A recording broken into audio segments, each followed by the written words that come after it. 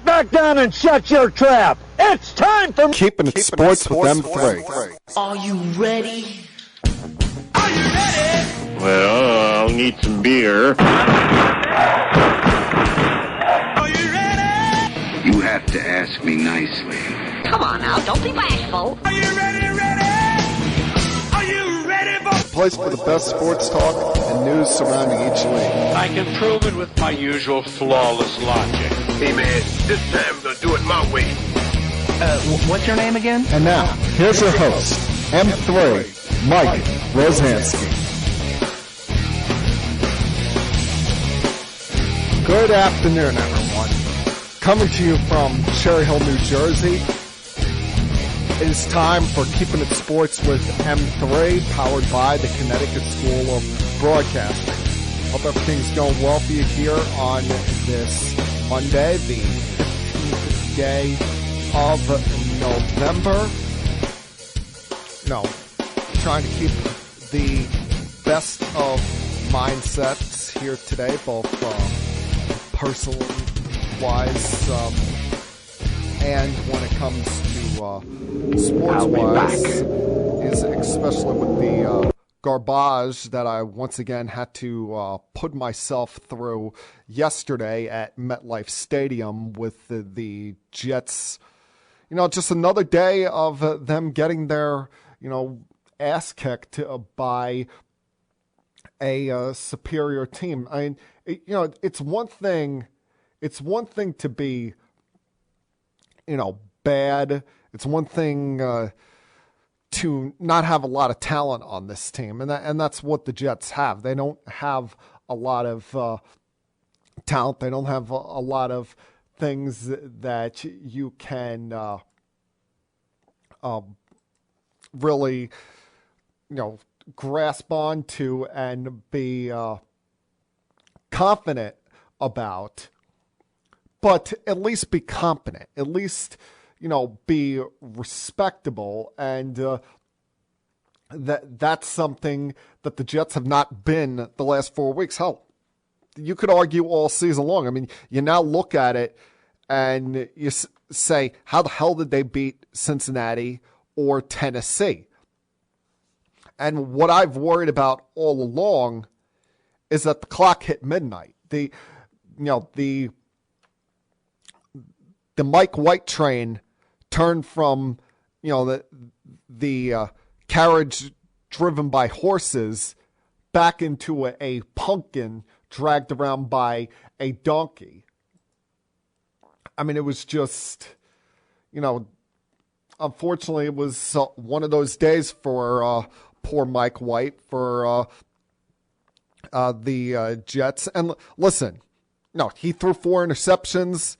He was not good. I mean, some of them were just, mind-boggling, throwing them right to a Bills defense. I think we forget how good this defense is. I mean, they're number 1 in the league. The defense for the Bills is not the reason why they had an embarrassing loss to the Jaguars last week. It was because they could not move the football, had no run game, and Josh Allen his life was made miserable by the Jaguars' defense. Yesterday, he made the Jets' defense his life miserable. And you would think that after a while that Robert Saleh would wake up and get a clue when it comes to something defensively for the New York Jets. But no, same old trash, same old, those words I would want to use. I mean, your single coverage on Stephon Diggs, you could see that your corners are having trouble on him, no matter who you're putting on him. And still you're going with one-on-one matchups, especially, late in the first half when it's still reasonably a game. It's still a 10-3 game. And he beat you down the sidelines to set up his touchdown later in the drive. And I'm surprised me and my friends stayed for this crap as long as we did. We left we left where we were standing about midway through the third quarter, but I think it was in the fourth quarter by the time we were out of the parking lot.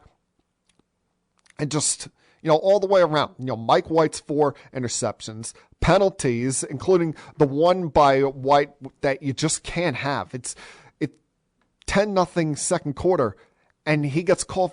They get called for a delay of game penalty on a 4th and 1 in Bills territory. Who knows? You get a playoff. You maybe run a QB sneak, and you can get the donut off the board later in that drive, at least get a field goal. Same with what happened at the end of the first half, where he connects with Corey Davis, and Corey Davis fumbles the football in reasonably good field goal territory, taking another scoring opportunity away from this Jets team. And, when you combine that with how bad they've played defensively in the last month, being the first team since the 1966 Giants to give up 45-plus points in 3 games out of a 4-game span. They've allowed 175 points combined in these last 4 games. I mean, what is there to be proud of? What is there to be optimistic of? Even if you are the most passionate diehard of diehard Jets fans like myself. I mean, it's a tough ask. It's a tough watch when it comes to this Jets team right now. And there's really no answers. There's really nothing that you can truly feel good about. But now the Jets, they move on next week. They'll play the Dolphins. The Bills will get the Colts, who had somewhat of a struggle late yesterday with the Jacksonville Jaguars. And for me, the worst part of going to the Jets games is the fact that I'm away from home and don't have the red zone as an option. Don't have something to turn to saying, oh, this is boring the crap out of me. Let me go watch something else. When I'm home for a road game, or like last year when we weren't able to attend games at all, at least when the team is playing like crap, I can say, all right, let me get away from this. I'll move on to watching something that will actually entertain me. I can move on to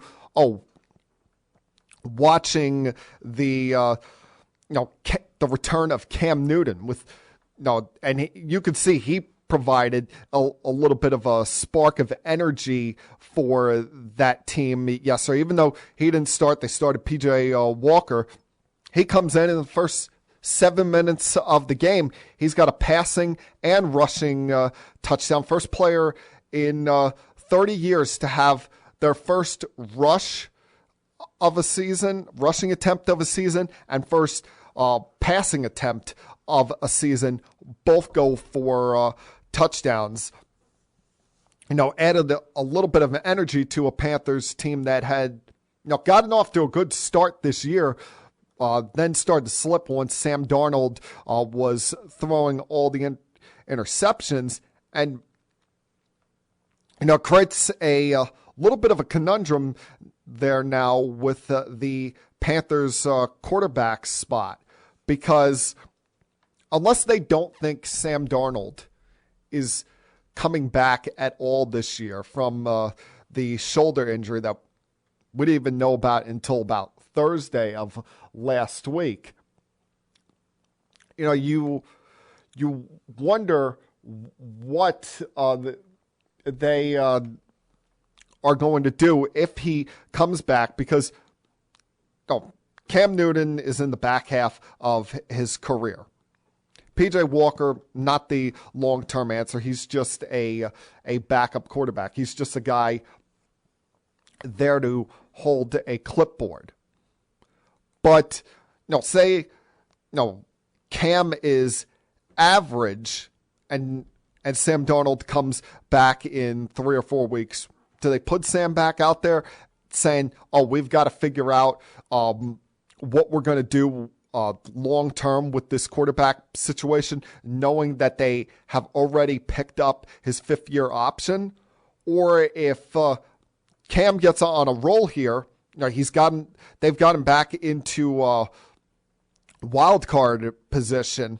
He gets on a roll, provides this team a spark, and say, heaven forbid, they get into the playoffs. Do they decide to bring him back next year and, keep the ball rolling with Cam Newton as the quarterback? Remember, about 3 weeks ago, there was rumblings that the Panthers had thrown themselves into the race for Deshaun Watson. So what does that say about what they think of Sam Darnold, both for the rest of this year and long term, if they're talking about potentially trading for a quarterback that has 22 sexual assault or sexual assault or misconduct or inappropriate action lawsuits against him. And when they don't get him, they go out there and sign Cam Newton, who 31 other teams in the league could have had and didn't want let sit out there for the first 9 weeks of this season. I mean, Sam looked good the first 3 weeks, but then suddenly something the last 5 games just blew up on him, and his interception woes with the Jets showed that maybe it wasn't just the Jets. Maybe he was not ready to be a starting quarterback in this league, or that he's just always going to be that turnover-prone guy that never truly locks down someone's starting role in this league. Another piece of news that came down this week, and talked about this last week. We knew it was coming. It was just a matter of when and where, and that was Odell Beckham being released by the Browns. And we knew that he was going to go probably to a contending team. He wasn't going to sign on somewhere and put up numbers on a crap team.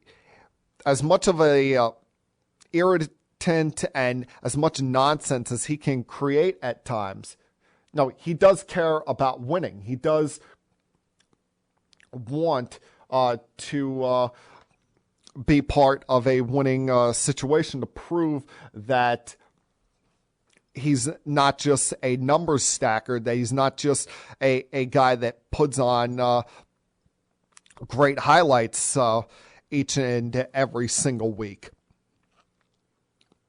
So, I was a little bit, when it first happened, I was a little bit surprised that he would pick the Rams, knowing that they had, so many offensive options available to them, and that Matthew Stafford wasn't going to just, lock on to him like he did back in his Detroit days with Calvin Johnson.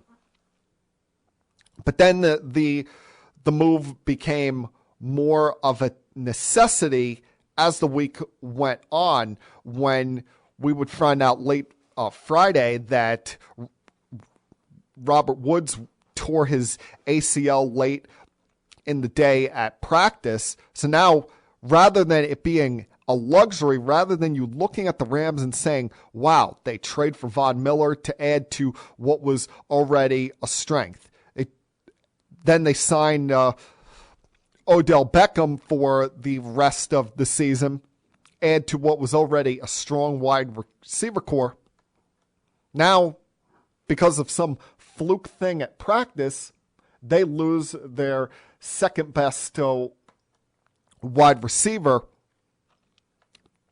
And it comes at a time where they're set to play on Monday Night Football tonight against one of their division rivals in the San Francisco 49ers.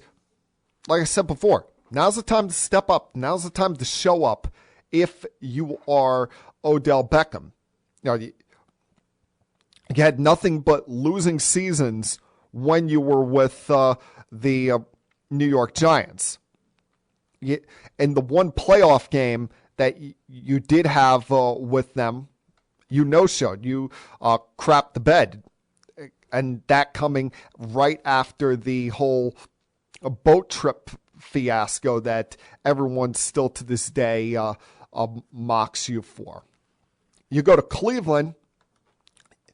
Your first year there, they underperform, disappoint. And in year 2, when you tear your ACL, the team perform better without you. Now this is a chance you step up, fill the role that Robert Woods was as the sidekick on the other side to Cooper Kupp, because Kupp is having a borderline historic season. The fact that we're only halfway through the year and he's got already 1,000 yards on the campaign and 10 touchdowns. So he's going to still be viewed as the number one guy there. Here's your chance to show that you don't care about role. You don't care about being the number one guy. You just care about winning. And let's see if you can actually do that for a change. All right. A lot I want to get to over the next about 40 minutes or so here. Give you some thoughts on the rest of the action in Week 10. Mix in some basketball thoughts. Haven't talked much NBA so far this season. A few things on baseball when it comes to the Mets GM search, the Yankees potentially making a big trade. Also, some feistiness in the NBA last week that we'll get to as well. So please sit back, relax, put your feet up, and continue keeping it sports with M3. I'll be back.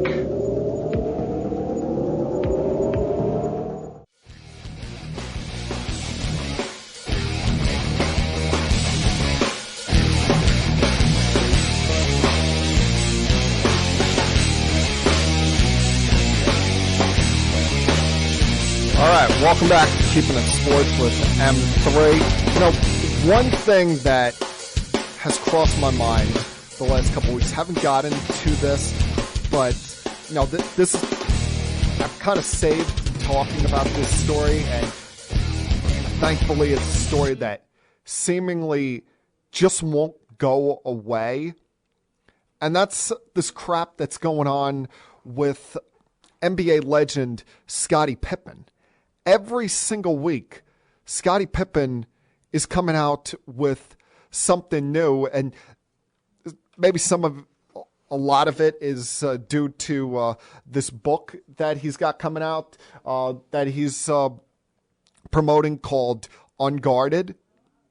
But every single time he does an interview anywhere on TV, radio, podcasts, newspapers, he is taking swipes at Michael Jordan. And we've known for about a year and a half now that Scottie Pippen is not happy with how he's viewed or presented, should I say, in the documentary The Last Dance. But the problem he runs into is this all happened. All right. It's not like, they were given a script and told what to do.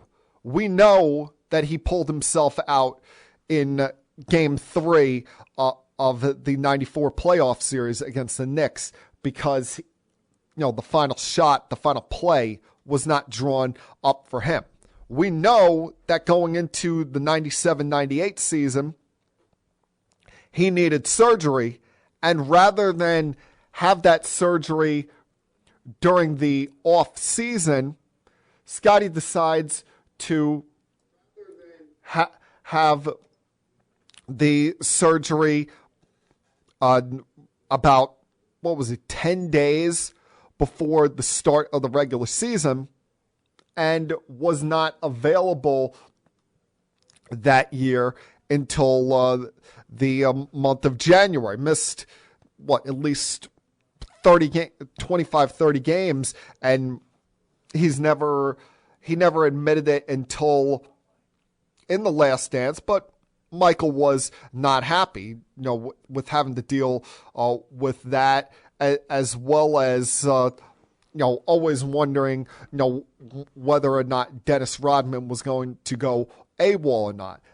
Add that on top of the fact you got the team president / general manager already saying that this was going to be Phil Jackson's final season no matter what. It created a lot of drama, created a lot of unenjoyability for fans of the Chicago Bulls, knowing that they're on the verge of their second straight three-peat, and there's all of this crap going on, as well as knowing that this was going to be it no matter what. So, now since then, Scottie Pippen has taken every opportunity to take a swipe at Michael Jordan. Last week, it's funny, his take was that the flu game was not impressive, that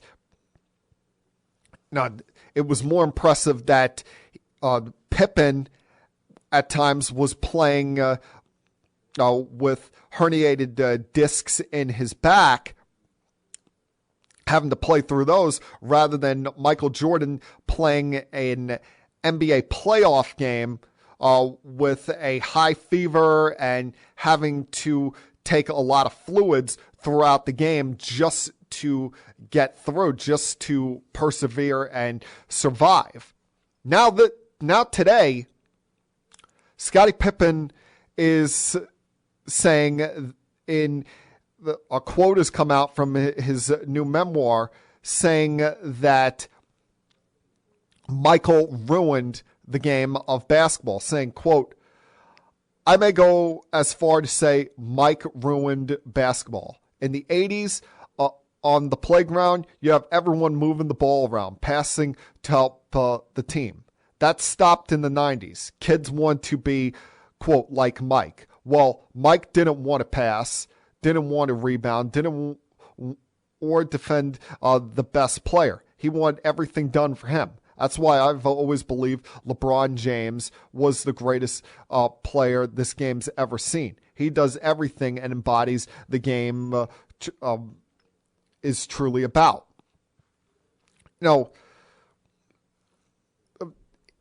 He can make his argument about LeBron being the GOAT. I disagree on that. I feel Michael is the GOAT. And he's allowed to have his opinion on that, just like I'm allowed to have my opinion on it, because, LeBron and Michael are different players. But why do you have to go about, knocking him? And it makes you look even more foolish when you see the fact that the growing public opinion has always been support of Michael Jordan in this spot, has always been,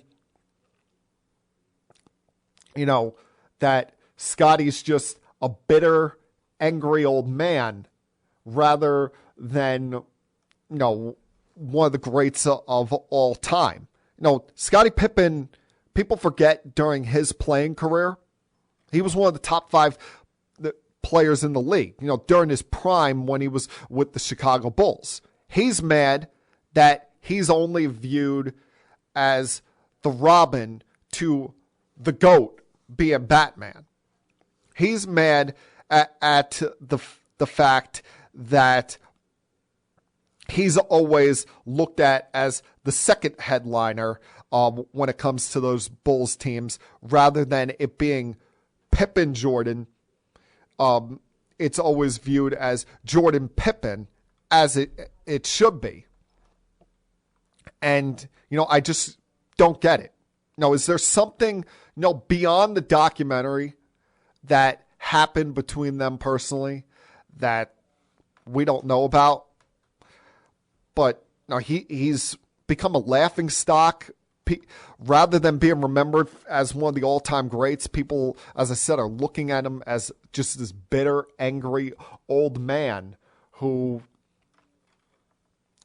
quite frankly, his bitterness is unjustified. And, while he can have his opinion, he can have what he wants to say and think that LeBron is the GOAT, I don't get why every chance he gets, he feels the need to take a swipe at Michael Jordan.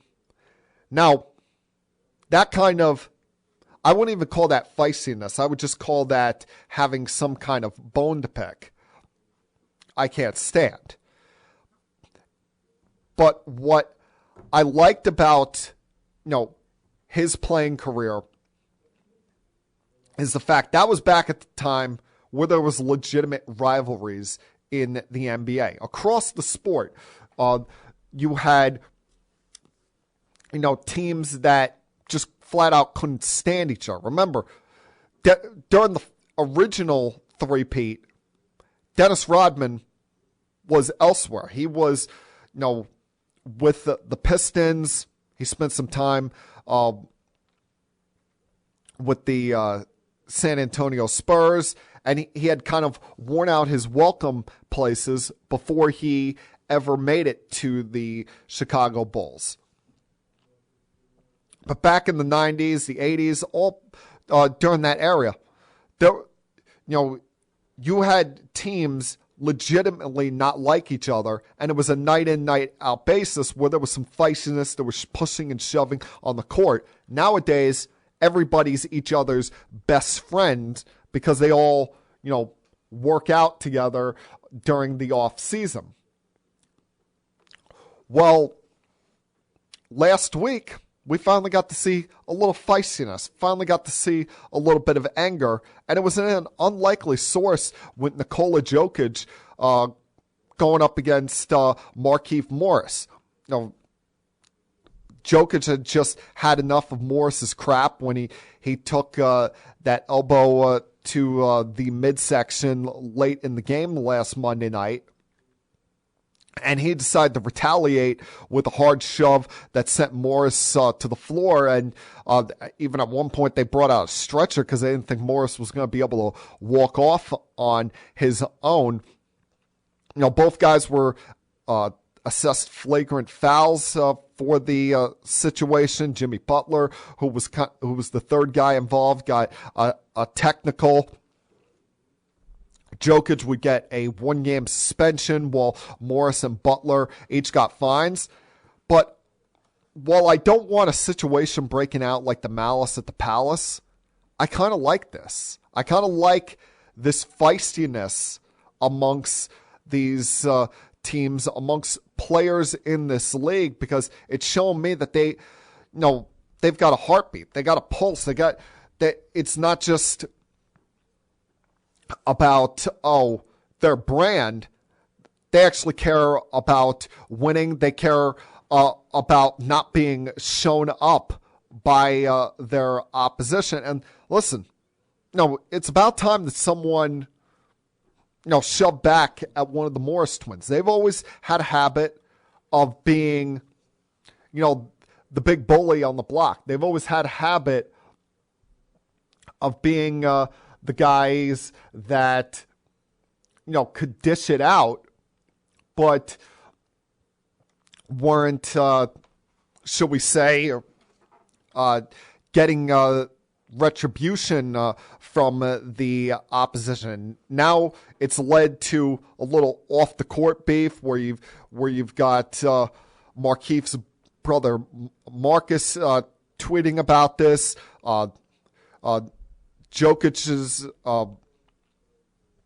brother, who's not even in the league, he's tweeting via his personal Twitter account. Those two going back and forth. Even Nikola Jokic's brothers saying that they're going to have front row tickets the next time the Nuggets and the Heat meet up. Like that's going to mean anything. It's not like the brothers are going to run on the court and get involved in a squabble with Markieff, and if his brother's in the stands, Marcus as well. But I like, this kind of animosity, this kind of tension adds a little bit of flavor, adds a little bit of sizzle to the game. Now, as I said, I don't want straight fights breaking out during the game, but a little bit of tension, a little bit of aggressiveness during a sporting event, showing that the teams, when they're on the court, they're not everybody's best friend. I kind of dig that. I kind of think that there's something cool about that dynamic there. Now, haven't talked about our two local teams here much so far this season. Want to get some thoughts on both the Knicks and the Nets, their starts this season. The Nets should be as expected. They started off slow the first couple games, and people were getting alarmed just because Harden got off to poor shooting, wasn't getting a lot of trips to the foul line, and he had to adjust to the new way that officials were going to be calling things. But the Nets have gotten things turned around to the point where, you look up 3 weeks later and they are the 2 seed in the Eastern Conference, right behind the Washington Wizards, who I think are kind of doing it with smoke and mirrors.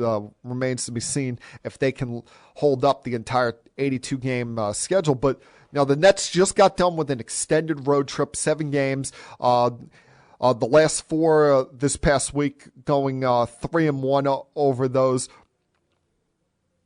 6-1 in total on the road trip, and it looked like maybe this road trip might start to slip away from them when a week ago they had that embarrassing loss in Chicago. And I'm not saying that embarrassing because of the Bulls. The Bulls are showing so far they are a legitimate, formidable team in the league this season and are growing before our eyes.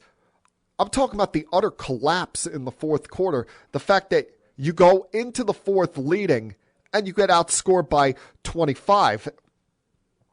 And a lot of the concerns that you have about the Nets reared their ugly head, especially their lack of a true center down low. I mean, they may list Blake Griffin as the starting center in the program guide, but let's face it, he's a power forward playing the 5 spot. So they're losing a lot of these battles when it comes to easy points in the paint and rebounding, and it turned out to be the big problem for them against the Bulls. But they were able to rebound from that, take care of business against some less than stellar competition in the Magic, Pelican, and Thunder, including, with Harden coming alive these last couple games, playing his best basketball so far in this young season. Even last night in the blowout against the Thunder, you have Joe Harris leave in the first half with an ankle injury. We'll see how bad that is and how much time he's going to miss.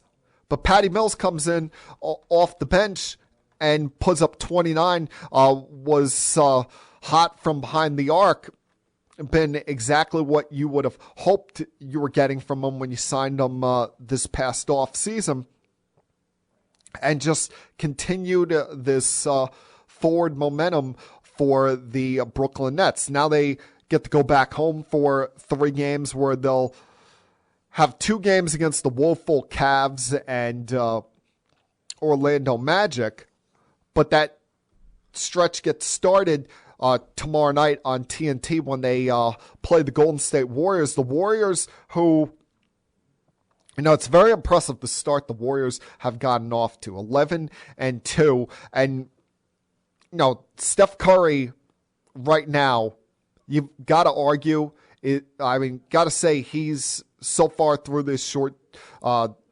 season is the MVP of the season so far, when you take into account the fact that Klay Thompson hasn't played yet.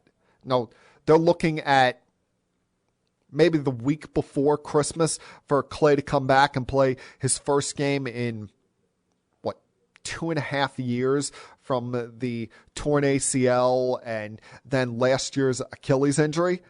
And you look at not just Curry dominating offensively, but they're doing great defensively. Number 1 in steals, number 1 in defensive rating. They're second in the league in rebounding, and that's even without the youngster James Wiseman. He hasn't played since last April after the meniscus surgery. So the Warriors are not even at full strength, and they're still taking care of business. Now, they have had a weak schedule so far, have played a majority of their games at home so far. But it is going to help once they get to that difficult spot of the schedule and getting the second best shooter in the league back, and what they hope is their dominant interior presence in Wiseman as well back. And now, as far as the Knicks are concerned, should we be? I'm not sure if we should really be surprised at the start that they have gotten off to, or at least surprised on the way they have played this month, going 2-5 so far here in the month of November, and losing 2 of 3 in the last week, including losing to the Bucks in a game that was, let's face it, that was a statement being sent, or a message being sent by Tom Thibodeau toward his team, wanting them to wake the hell up. You have the starting 5 only score 32 points, and he benched them in midway through the third quarter against the defending NBA champions. And even when Derrick Rose and company brought them back from a 24-point deficit, he's like, no, all right, this group of guys, this core group got us back in the game. I'm going to stick with them. Plus, the starting 5 proved they didn't deserve to get the chance to carry them over the hill. Now, they would end up collapsing down the stretch and still lose by 12, but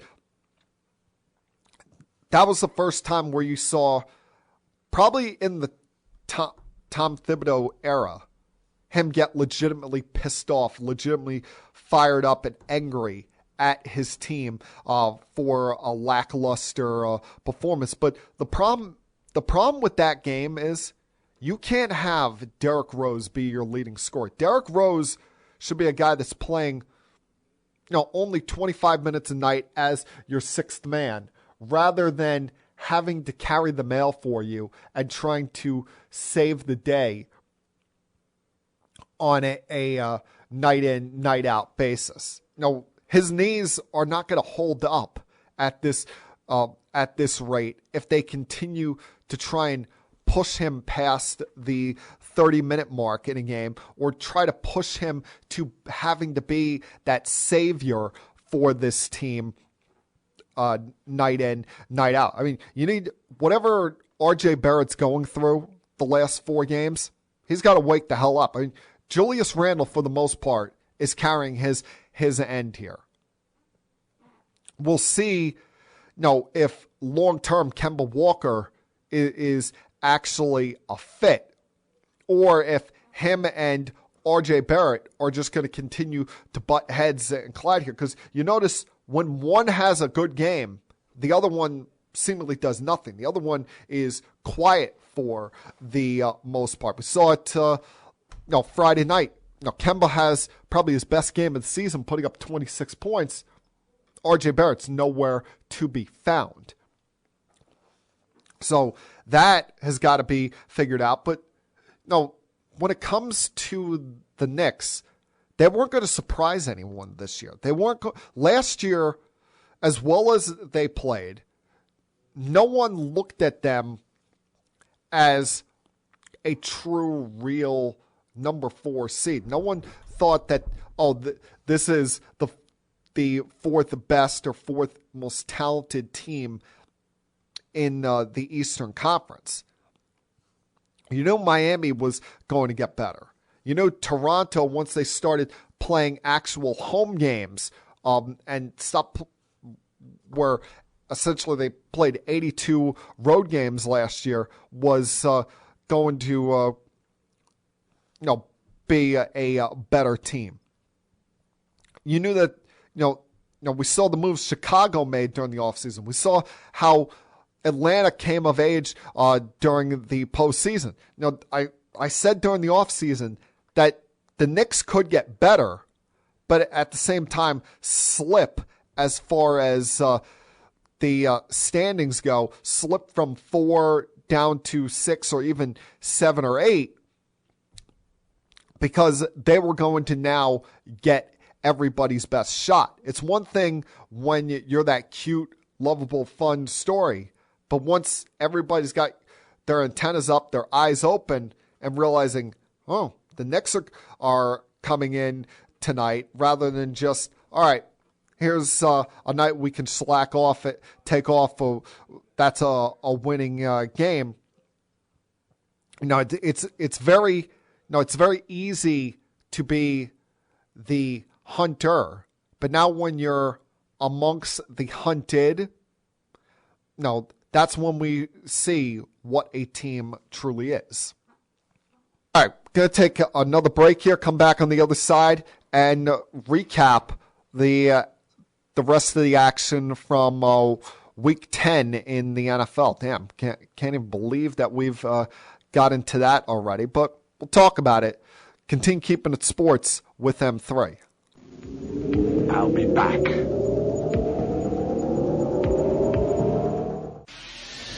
Connecticut School of Broadcasting founder Dick Robinson. The media business has changed a lot since we opened our doors in 1964. Now media content is everywhere. On air, online, on the go. More than ever, companies are looking for people to help drive this new media. At Connecticut School of Broadcasting, you'll get hands-on training on the latest software and equipment in a matter of months, not years. Connecticut School of Broadcasting has placed thousands of grads in broadcast media careers. It's all about versatility. You see, at a radio station, if you also know how to shoot, edit, and post videos, you become a pretty hot commodity. That's the training you get at Connecticut School of Broadcasting. Connecticut School of Broadcasting, with locations up and down the East Coast, from Massachusetts to Miami. Call 1-800-TV-RADIO or log on to GoCSB.com. Connecticut School of Broadcasting, the nation's oldest and largest group of broadcast media schools, redefining training in radio, TV, and new media. Get trained. Get connected. 1-800-TV-RADIO.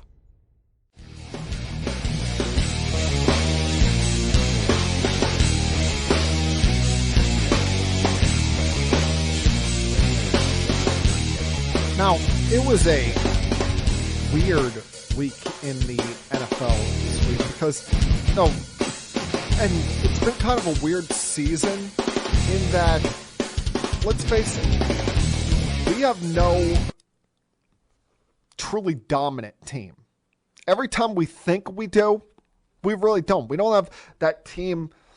This is the first time in a decade that after 10 weeks, we don't have a team that is either undefeated or one loss. Everybody's got at least 2 losses now after the Cardinals got smoked by the Panthers yesterday. Although the Cardinals have been playing the last 2 games without Kyler Murray, without DeAndre Hopkins. There's only so much you can ask for from Colt McCoy. But it's weird what, some of the things that we're seeing. Last week, the Baltimore Ravens make a ferocious comeback and are able to hold off the Vikings in overtime. Thursday night, they go to Miami, aren't able to score. Had no answers for Miami's pass rush. Lamar looked flustered all night. They weren't able to put together extensive drives. 2 for 14 on third down. Couldn't run the ball to the way that they're used to with that and some of the miscues they're making, especially, just when it looked like their offense was going to get going at the start of the fourth quarter. Sammy Watkins fumbles. Xavier Howard returns it for a touchdown.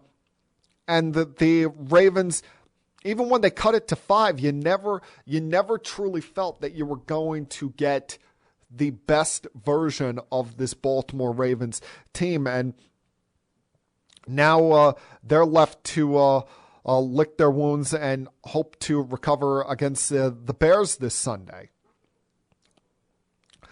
Now, elsewhere, as far as baffling, the Buccaneers against the Washington football team. What is it that with them against Washington that they struggle against them so much? Remember, the Washington was the team that gave them the most competitive, most down-to-the-wire, nerve-wracking game last year in the postseason amongst the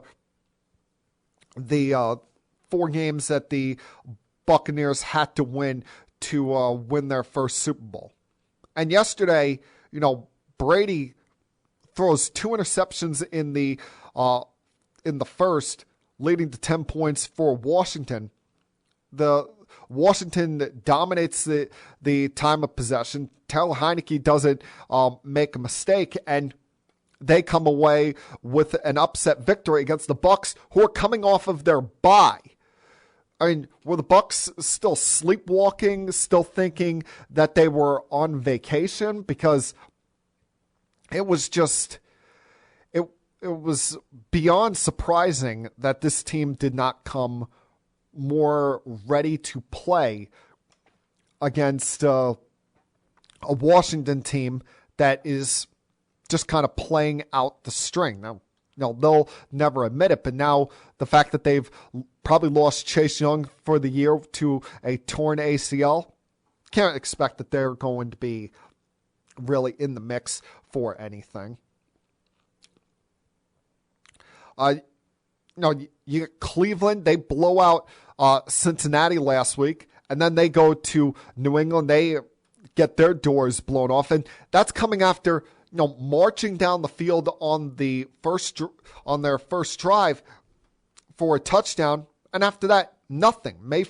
Baker struggles, then gets hurt, leaves with a knee injury, and the Patriots run the football right down the Browns' throats to the point where Mac Jones is sitting there with the baseball cap on in the fourth quarter, enjoying a blowout victory. And hey, don't look now. The Patriots have won 4 in a row, and they're just a half game behind Buffalo for the division. That's why, as mad as I am about the Jets getting their ass kicked yesterday, I'm not as mad about them losing, because I don't hate the Bills as much as I hate the New England Patriots.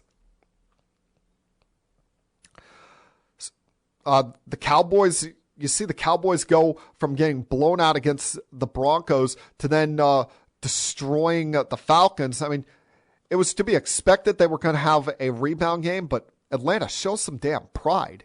I know, and this goes back to what's been their big bugaboo for the last couple of years, defense.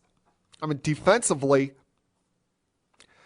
you would have thought they were still back at the hotels, not even giving a damn, not even giving a good, honest try in this game, and allowing, what was it, 29 unanswered points at one point,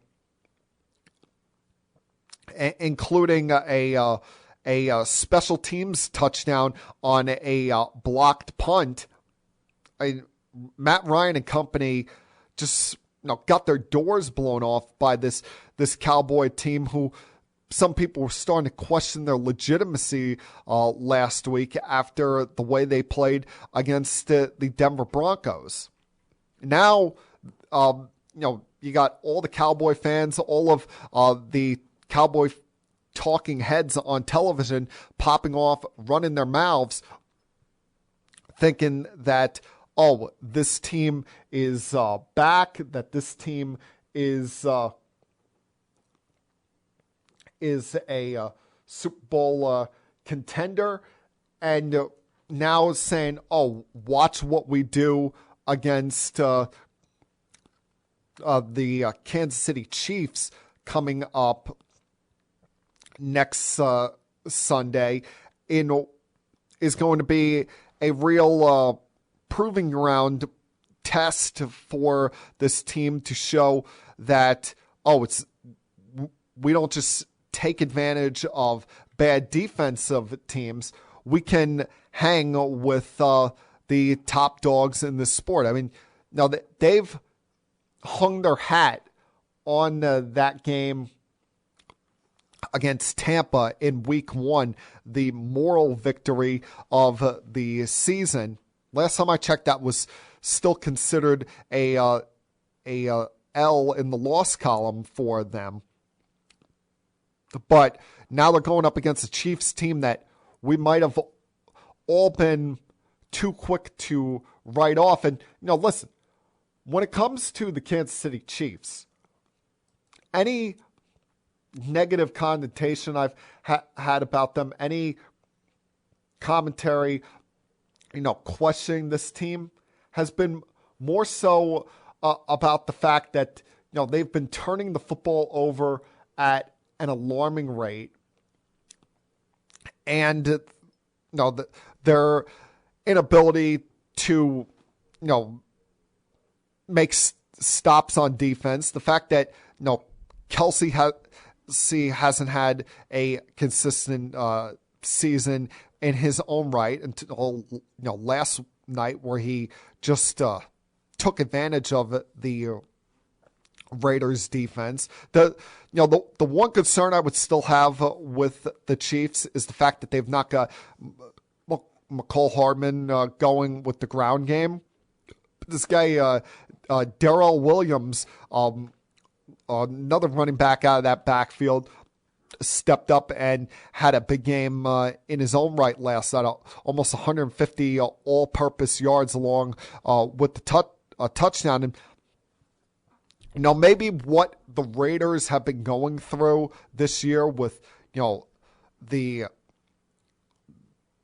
resignation of their head coach and then the Henry Ruggs situation, maybe it's now all become too much, and they're kind of going to sink back to the pack here. And the problem here, or should I say, the big concern you would have if you're a Raiders fan or if you're a Chargers fan after them falling to the Vikings yesterday, you had an opportunity to potentially run away with this division. You had an opportunity to seize control of the AFC West and put the Chiefs in panic mode. Well, now the Chiefs have won 3 straight, and they've retaken the lead, taken control of this division. Still got to play both the Raiders and the Chargers one more time. But now the Chiefs, they've gotten not just their swagger back, they might have gotten a little bit of their cockiness back as far as being the top dog in that division. I don't know how many times this needs to be said, but a tie is able to happen in an NFL game. Someone's got to tell these players and remind them that ties are allowed to happen in NFL games. Like yesterday, you see both the Lions and the Steelers players during the postgame dumbfounded over the fact that a tie could actually happen. That, you know, in a regular season game, that you can finish the game both teams having the same score. Because you got Najee Harris during the postgame press conference saying, "Oh, I didn't know that there could be ties in the NFL." And, you know, we see this usually from a young player once a year. I mean, you watched football growing up. What did you not see? What do you not recollect? What do you not remember in realizing that ties can happen? And you know, a lot of this, as far as why the tie happened, comes from two things. One, you know, the Lions being the Lions. I mean, you give them even the slightest of opportunity, they're not going to take advantage of it. Had a chance to take control of this game in the second half, and their special teams falls apart on them, missing a field goal and an extra point. Meanwhile, the Steelers, they're without Ben because he tested positive for COVID. Mason Rudolph goes out there. For some reason, they decided, let's just have Mason throw the ball around the lot 50 times. And even when it looks like they're going to get away with it and squeak out a win in overtime, they fumble twice on the Lions side of the 50 in overtime, throwing away Rudolph's competent performance and another 100-yard game by Najee Harris, and both teams just looking like a clown show, left to be ridiculed and made fun of by the rest of us. The Titans won their sixth consecutive game yesterday. Another good performance by Ryan Tannehill, but more so the defense for the Titans was dominant again, led by Jeffrey Simmons getting 2 sacks. They were the benefits of the Saints missing 2 extra points yesterday. Once again, continue to show why the league made the correct choice, in moving back the extra point, making that no given. And now, you know, the Titans, they've won 6 in a row. You know, you think back to that Jets game and wonder what could have been if they would have actually had their receivers available to them. And even without their best player, their number one weapon, they're still able to get the job done and take care of business. Now they've got the Texans coming up next week and look to make this 7 in a row. And finally, with the Cardinals' loss yesterday, that allowed the Packers to move back into first place or into the number 1 seed with their win against the Seahawks, where both teams had their franchise quarterbacks in Aaron Rodgers and Russell Wilson, respectively, making their returns. Now, Rodgers, nothing spectacular, but all he had to do was be better than Wilson, because you knew that there was going to be some rust for Russell Wilson to shake off here. All the time, we act like whenever somebody comes back from an injury, that we can just plop them back in like it's some kind of video game or something, and you know what? Everything will be just fine. But there is a such thing as far as, getting your feet under you, timing, and, not having those consistent reps, those consistent throws, having that time off can take away from that, no matter how long you've been with your teammates. And the thing about it is, this was actually a competitive game going into the fourth quarter. It was a defensive first battle with the Packers only leading 3-0 in the later stages of the third quarter heading to the fourth quarter. But Wilson throws 2 interceptions in the end zone. The Packers were able to capitalize on that with 2 touchdowns by Dillon. And now, the Packers sit there atop of the NFC, looking down on everyone in a situation that,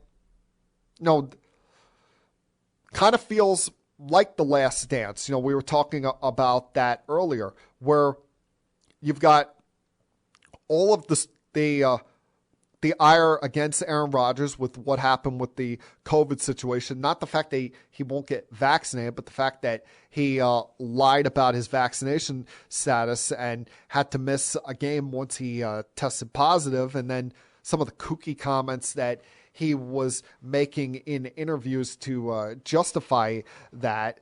And the fact that, let's face it, no matter what they say, there is still no love lost between him and the front office.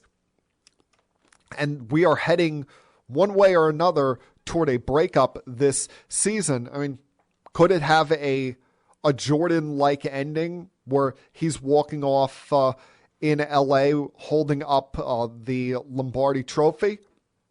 Now, Packer fans at the time will be happy about it, but moments after that celebration, there'll be some melancholy, some sadness to it, knowing that their legend is walking out the door. Going to take another break here, come back, finish things up on the other side with some baseball thoughts. Continue keeping it sports with M3. I'll be back.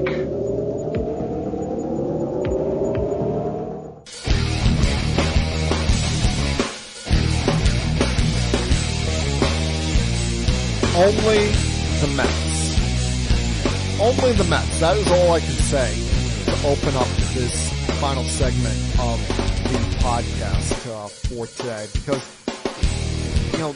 last week, believe it or not, the baseball offseason, even though we know that all hell is about to break loose with this negotiations over a new CBA,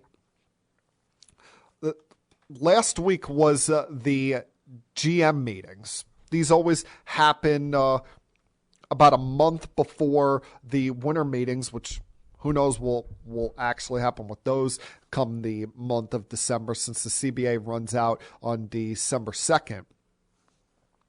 But last week was the GM meetings, where you get the kind of a beginning of a feel for the offseason. It allows general managers to begin talking potential trade ideas, swap those, GMs to talk with the agents of some of the top free agents, and begin to negotiate deals, even begin to negotiate possible extensions for players that are arbitration eligible or are set to become free agents in the future. And only the Mets can go into the general manager's meetings without a general manager in place. And the problem here is, no one wants the job. No, every single time they look to offer it to somebody, or even offer somebody an interview, they turn it down. They say, no, not interested. I'll pass on that one. I think it's got to be at least 12 people that have turned down by now. They've been turned down multiple times by people within the Milwaukee Brewers organizations. They've tried reaching out to people in the Red Sox, the Yankees, the Dodgers, the Rays. They've even gone as far as bringing in someone who left baseball, got into a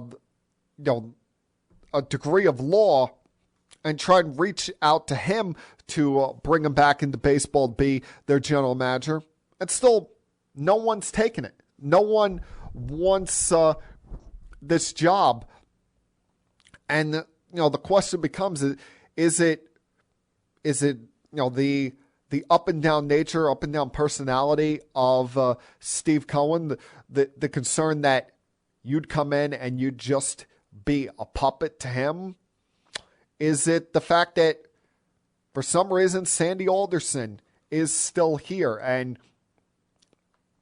he at this point feels like he's more concerned about making sure that his son Brett Alderson survives as an assistant general manager?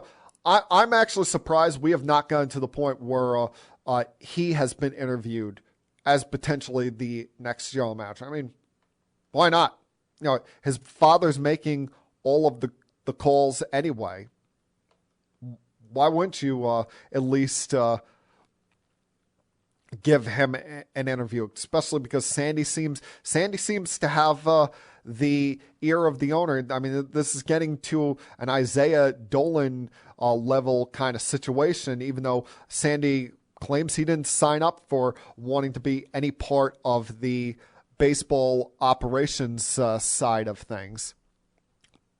Why wouldn't you at least, interview the general manager's kid or the team president's kid at this point to see if he wants the job? I mean, you have interviewed everybody else. Worth a try, but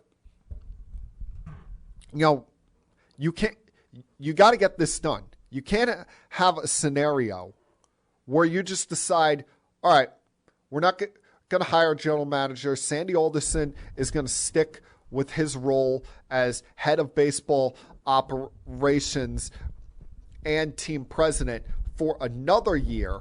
Because remember, you still got to hire a manager. What if, say you go this route with Sandy running things for another year and bring in a new general manager after next year. Say you're waiting for Stearns from Milwaukee when he's a free agent. He comes here and he's like, this is not the guy I want to manage the team. I want my own guy. That just creates a continued carousel of problems here that you don't want to deal with if you're the Mets or a Mets fan. It'd be best to get this out of the way sooner rather than later. Now, we are still very early in the free agent process, but we've seen a couple of pitchers sign deals, including, this clearly shows that, everybody is just dying for pitching depth, and that it's not only is it good to be left-handed, but it's good to be a living, breathing human soul.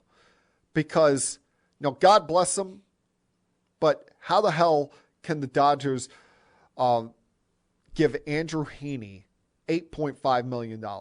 I get it's on a one-year contract, but what has Andrew Heaney done over his career with the Angels or the limited time with the Yankees to show that he's someone that you spend money on and bring in on a guaranteed roster spot rather than have him sing for his supper and have him compete for a spot in spring training? That one, I've said this before.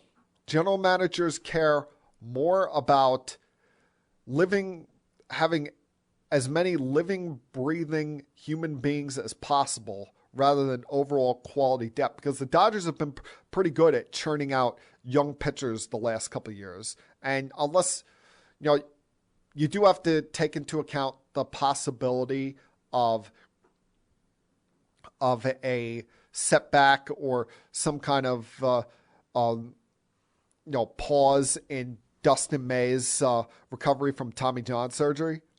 But you've got to expect the Dodgers are going to be, putting pedal to the metal to try and re-sign Max Scherzer. They're going to make every effort to bring back Clayton Kershaw. You've still got Urias there. You still got Walker Buehler on this team. You still got the David Price contract there. So are you going to be paying Andrew Heaney all that money to be a bullpen guy, especially with, you can never take health lightly. But if you have everybody healthy, he's probably your 7th, maybe 8th option to be a starter for your team. That one kind of, caught me off by surprise. Then there's this one, the first multi-year contract signed by a player this offseason, with the Tigers landing Eduardo Rodriguez, him leaving the Red Sox now, getting a 5-year, $77 million contract, can bump up to $80 million with incentives. And even though he's a former Red Sox, feel good for the guy, considering he had a hard time dealing with COVID. It hit him pretty hard last year. Remember, he missed the entire season, and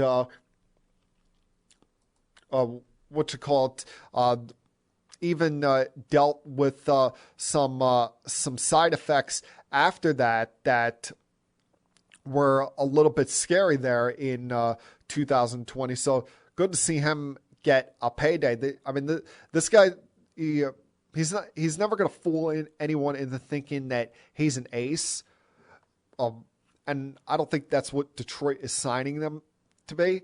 But they needed a veteran in that rotation that they know will take the ball once every 5 days, go out there and give them, 200 innings of quality work. And, they have a veteran manager there, a World Series winning manager in A.J. Hinch. No matter what you may think of how he won the World Series, he won a World Series. He is not just going to sit there and want to be a babysitter for a rebuild. He wants to win. That's why you've heard their name involved with some of these brand shortstops, including the likes of a Carlos Correa, who's, if not the biggest free agent shortstop name on the market, he's one of them. And he's one of the names that, if you're a Yankee fan, you're going to continue to hear about. You're going to continue to hear them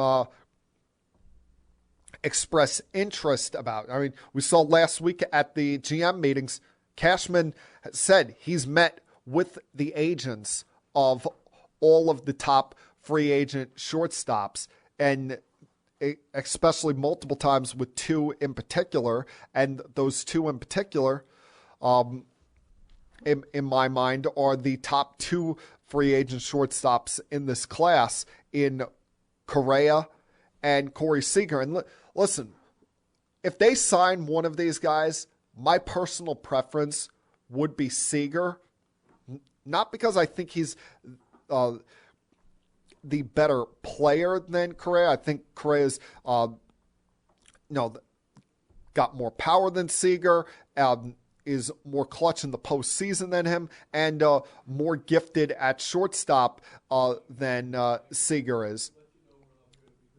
But, and I'm not even taking into account what happened with the sign stealing situation, because, listen, we've had many enemies that we hated, especially with the Boston Red Sox that came here, won, and all of a sudden they're beloved. Remember, Wade Boggs, fans thought years ago back in the 80s, stole a batting title from Don Mattingly with how much he was sitting down the stretch. Roger Clemens, Yankee fans couldn't stand. He comes here, wins a couple of championships. He was beloved and gets a standing ovation in 2007 when he announces that he's coming back for a second tour with the Yankees. Johnny Damon, remember, part of the infamous Idiots, and part of that 04 team that made history against the Yankees, coming back from 3-0 down. Everyone remembers the big moment that kind of sealed it with his grand slam off Javier Vasquez in Game 7. He comes here, steals 2 bases in Game 4 against the Phillies, helps them win the World Series, and is liked by every Yankee fan, gets a good hand when they invited them back for Old Timers Day. So that, unfortunately, you have to shake from your mindset. My thing with Seager is I look at him as the better fit because he's a left-handed bat. And that's what the Yankees need. They need that. You can't just have your only left-handed bat going into next year being Joey Gallo, who was awful and they'll probably let walk after next year, or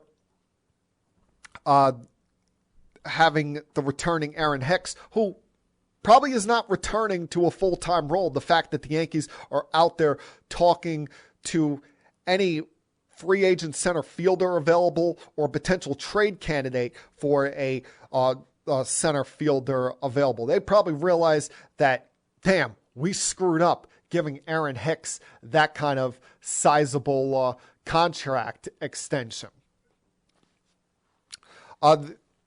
The big thing with the Yankees, last year they went into the season with only really one left-handed bat in their lineup, and that being the switch hitter Aaron Hicks. As we saw, when they had added left-handed hitting to this lineup at the trade deadline, they started to play well. They started to take off. They didn't become as, one-dimensional for a pitcher to get through the lineup. You couldn't just throw your best right-hander out there and say, oh, lefties take the night off. We're all good here. So, that's why I would prefer Seager over Correa, but I'm still not sure if I want the Yankees to go out there for one of the big shortstops. Because, even though there's no salary cap in baseball, we'll see what the luxury tax looks like after the new CBA.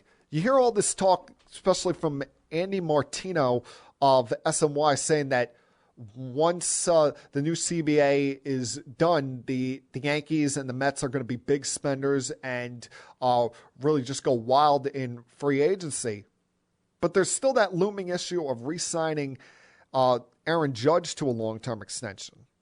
How many guys are you going to have on payroll making $30+ million a year? I mean, you're going to have Judge, a 6-year, $200 million contract, on top of the fact that Stanton is making $30+ million a year. Garrett Cole is making $36 million a year. And there's only so many guys you can pay. That added on the fact that, all we keep hearing about with the Yankees is that their best 2 prospects are shortstops. These kids, Anthony Volpe and Oswald Peraza, especially Volpe, who everyone in the organization seemingly loves. Everyone thinks can be a big star in the near future for this team, and he's only 20 years old. Do you really want to lock yourself into a contract with one of these shortstops and block these kids in the future? So, I don't know. It's kind of no, I'm glad I don't have to make the decision on that. Just like I'm glad, I don't have to make the decision when it comes to the first base spot. Because, it's either, I think they're going to trade Luke Voit this offseason. It's clear that he does not have a long-term role here. But what do? Do you re-sign Anthony Rizzo, or do you trade for Matt Olson, which has been the big rumor this week? Matt Olson, who's 4 years younger than Anthony Rizzo, has 2 years left before free agency, and you could use those 2 years to show if he's really fit for here and sticking around long term. Or Rizzo, who you know can play here and you don't have to trade anything for. Now, with Olson, if this proposed trade idea that ESPN's Jim Bowden has put out there is true, I think you definitely have to consider it, where it would be Matt. He thinks that the Yankees could get Matt Olson for Luke Voit and Gleyber Torres. I'm hesitant toward going near trading Gleyber Torres because I think a lot of his problems offensively the last couple of years have been based off of his struggles as shortstop, him taking struggles in the field back out defensively. But this is a guy that he's only kid that's only 25 years old, and I'm not sure if I would be so quick to really give up on him and not believing that he couldn't just turn things around going back to second base. I do believe that is truly an option there when it comes to Gleyber Torres, that he can, maybe not be a 38 home run hitter again, but show us the kind of production that we saw in 2018 and 2019 when he was in a more comfortable spot at second.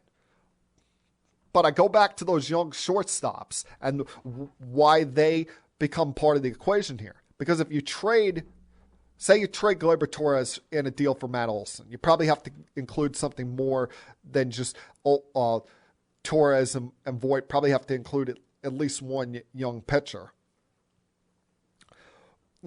Let's say Volpe is a year away.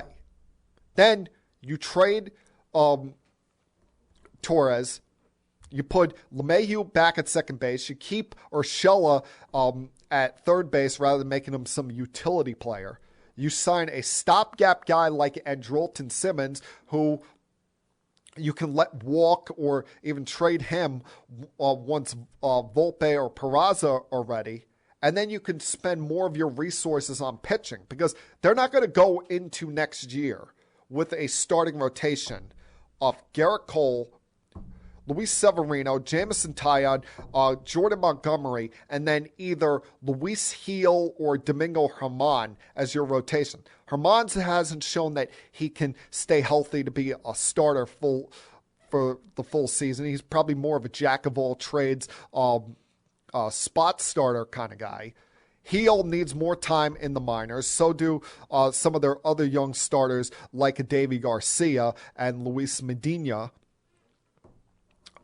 Montgomery, I thought, had a very strong, solid season, but Taillon is going to be coming off of a foot surgery, and Luis Severino has not pitched a full season as a starter in 3 years. He's going to need breaks as the year goes on. So the Yankees, I do think they're going to make big moves, but I don't think those big moves are going to be made offensively when it comes to free agency and spending money. I think those free agent deals are going to be made as offers toward big-time pitching, whether that be Justin Verlander, Max Scherzer, someone along those lines. I see the Yankees spending big money on. But I will say this. I said this before. I'll say this again. Baseball, just get it done. Get you and your Players Association, get it done when it comes to this CBA, so that we can get free agency started and that we can actually enjoy this off season without hearing about you guys trying to kill each other every single moment of the day. And that, my friends, is Keeping It Sports with M3 for Monday, November 15th, 2021. Everyone have a great week. Stay safe, stay healthy, stay happy with whatever you're doing. And I'll talk to you again, same time next week. Peace. Love you, Dad.